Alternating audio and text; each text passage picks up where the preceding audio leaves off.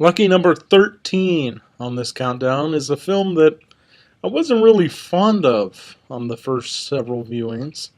It took repeated viewings, some under odd circumstances, most of them actually, for me to finally enjoy this film. Of course, I'm referring to Casino Royale.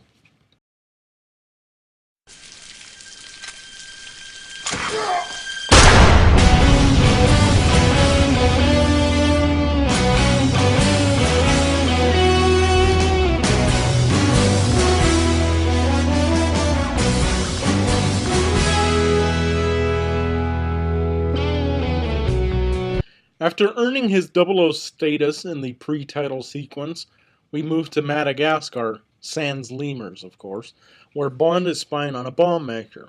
Bond pursues the man in an action-packed foot chase that takes him through a construction site and an embassy. After killing the bomb maker and making a dramatic escape, Bond then makes his way to the Bahamas to find out who exactly recruited the bomb maker.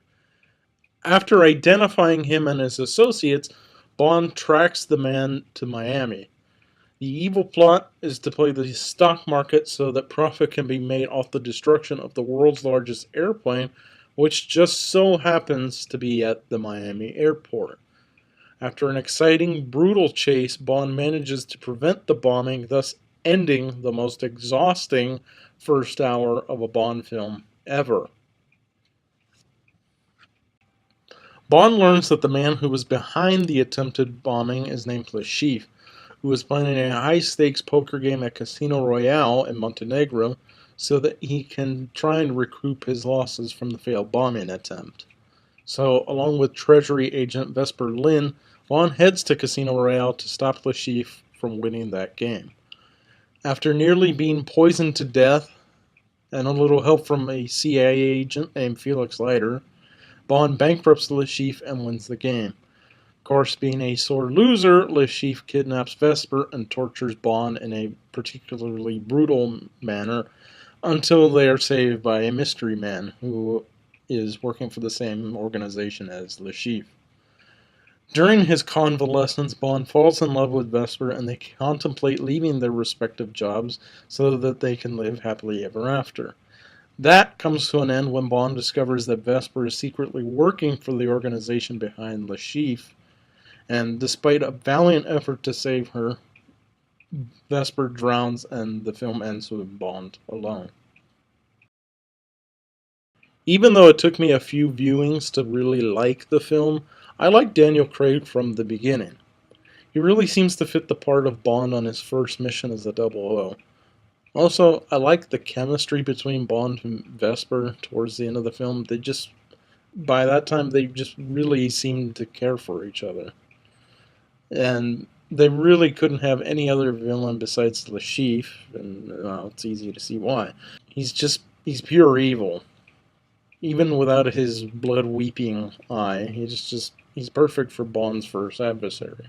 Even the first time I saw the film, I've enjoyed the theme song. I've never really been into Chris Cornell's work, but this one, it's really good, and it really gets me ready for action. Speaking of which, the action is as brutal as it is awesome. I think it's because the action hadn't gone all Jason Bourne like it had in the next film.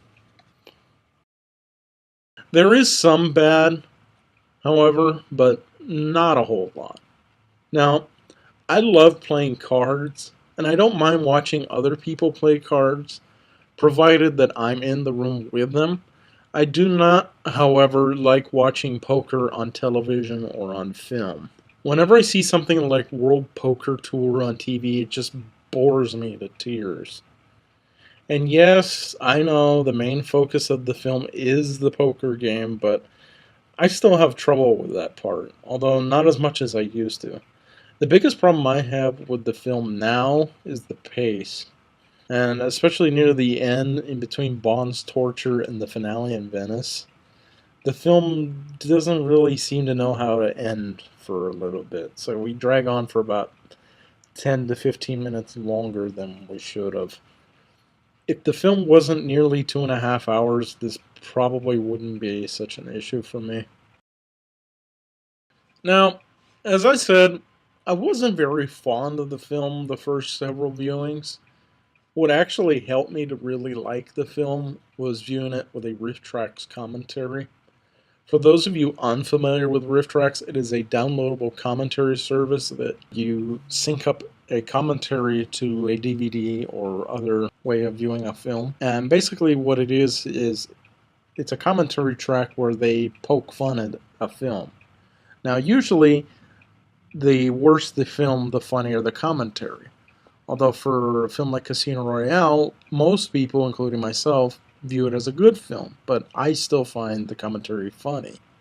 Basically, Riff Tracks is from writers of the TV show Mystery Science Theater 3000, which may be my all-time favorite television show. So basically, it took me watching it many times, having it being ridiculed and made fun of, for me to actually like the film itself. It may seem like an unconventional way to come to like a film, but that's how it happened for me. Anyway, I give the film 4.5 out of 5 stars. If it were a bit shorter, it would probably be higher on my list. That's it for Casino Royale. Join me next time as we check out the number 12 film on the countdown. Bye.